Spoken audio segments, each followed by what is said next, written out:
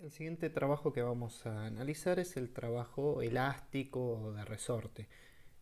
La fórmula, si bien cuando la estudiamos la vemos para un resorte, este criterio también puede ser aplicado a cualquier material que tenga un comportamiento relativamente elástico.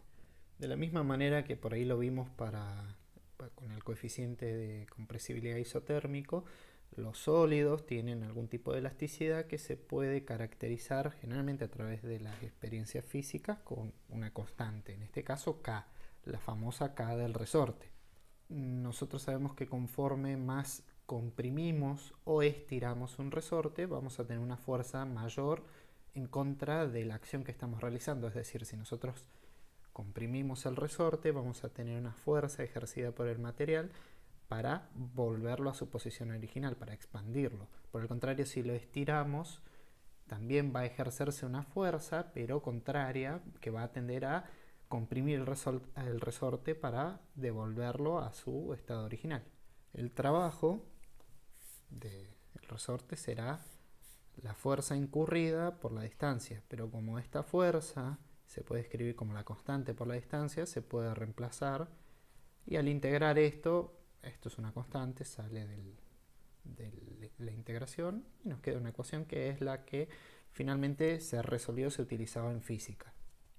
Otro trabajo, el efectuado por una carga eléctrica. Las cargas eléctricas generan movimientos y estos movimientos terminan repercutiendo en un trabajo, es decir, en otra forma de energía que también tenemos que tener presente a la hora de evaluar un balance. Van a ver que las cantidades de formas en las que se puede manifestar la energía en un balance son un montón. Nosotros vamos a reducir y vamos a dejar algunas. Esta es una de las que vamos a utilizar muy poco.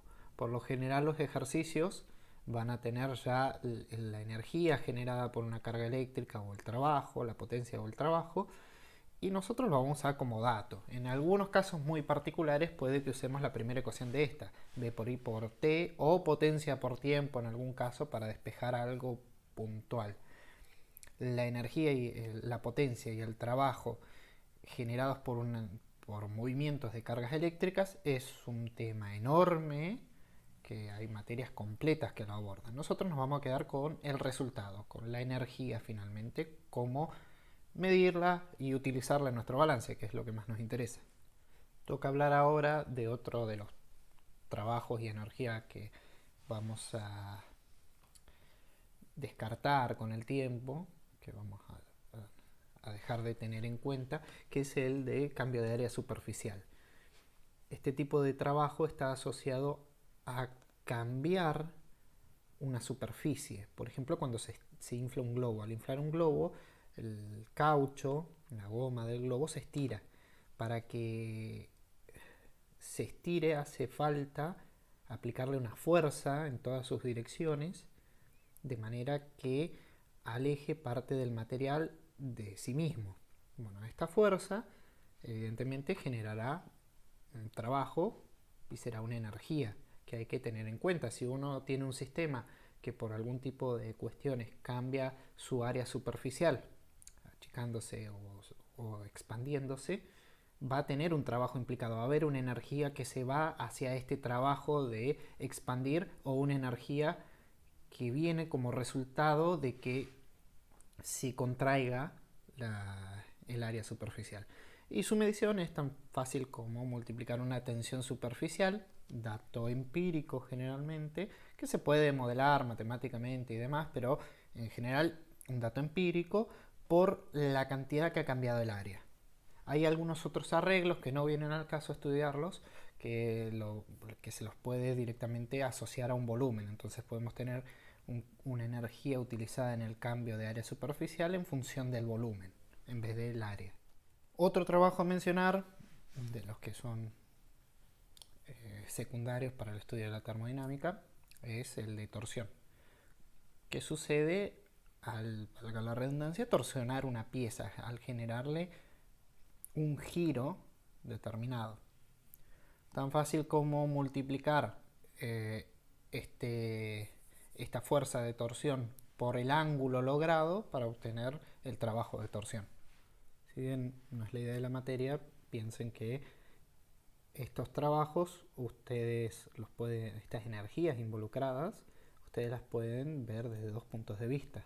O para evitar el movimiento, es decir, uno puede evaluar cuánta energía se necesita para lograr que una pieza torsione, que es un clásico ejemplo de utilizar para cálculo de vigas, en estabilidad y demás.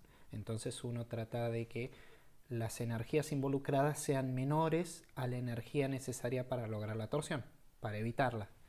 O uno puede querer, por ejemplo, trenzar cables o trenzar barras para lograr un entramado. Entonces uno debería calcular la energía necesaria para lograr esta torsión y superarla, aplicar más energía que la mínima para lograr la torsión.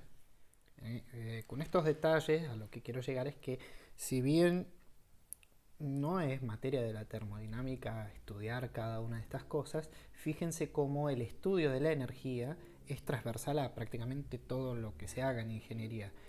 En mayor o en menor medida hay algún comportamiento energético que, a lo mejor de forma secundaria, oculta si se quiere, hay un balance de energía involucrado en las fórmulas que estamos utilizando finalmente.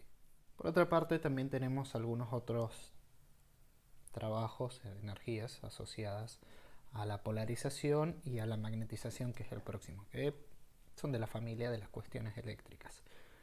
La polarización es un fenómeno que habrán visto que está asociado a cambiar las configuraciones eléctricas dentro de un campo, ya sea de un material o del propio campo. Es decir, si lo queremos ver de una forma muy gráfica,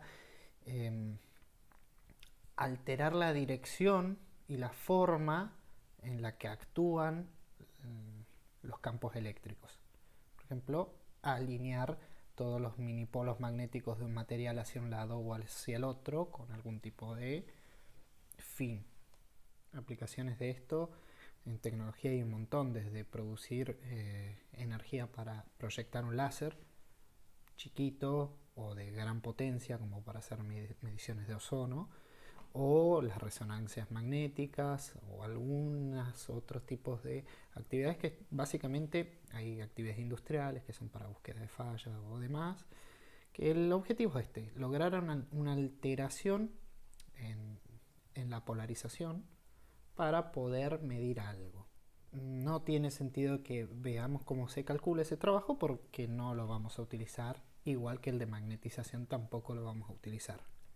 El trabajo de magnetización está asociado a generar un campo magnético en una sustancia, o un campo magnético para generar determinados cambios, por ejemplo, cambios de voltaje, cambios de tensión en un transformador, o un montón de variantes.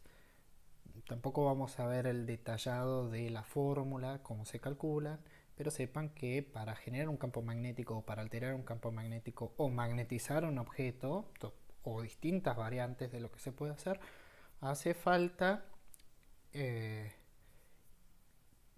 aportar una energía para esa alteración del campo. Ustedes pueden preguntar, bueno, si hay un montón de estos trabajos que los estamos viendo, pero no los vamos a usar, ¿para qué los estamos viendo? Porque les vamos a presentar el balance energético total y global, que incluye la totalidad de los conceptos energéticos que se pueden encontrar. Es decir, un balance energético amplio y válido para cualquier cosa. Después lo vamos a reducir a nuestros fines específicos. Por suerte, porque van a ver que es horrible el balance completo, y la versión reducida es fea, pero es más pequeña. Y nos sirve mucho porque después de trabajar un poco con ello, que lo vamos a hacer en la práctica, uno más o menos se acostumbra a los términos y ya sabe de qué va y qué no va, y son poquitas las cosas que uno tiene que evaluar, o por lo menos sabe bien en qué grupo encasillarlas. Hasta ahora vimos trabajo. Ahora vamos a hablar del otro amigo con el que empezamos a trabajar cuando vimos la convención de signos, el calor. ¿Qué sabemos del calor? Es un tipo de energía que fluye de un cuerpo a otro en función de una diferencia de temperatura. Es decir, que en general un cuerpo que tenga más energía, y por ello tal vez más temperatura, va a transmitir esa energía hacia otro cuerpo que esté en contacto, o hacia los alrededores, porque tienen menor energía y menor temperatura. ¿Y cómo la va a transmitir? En forma de calor.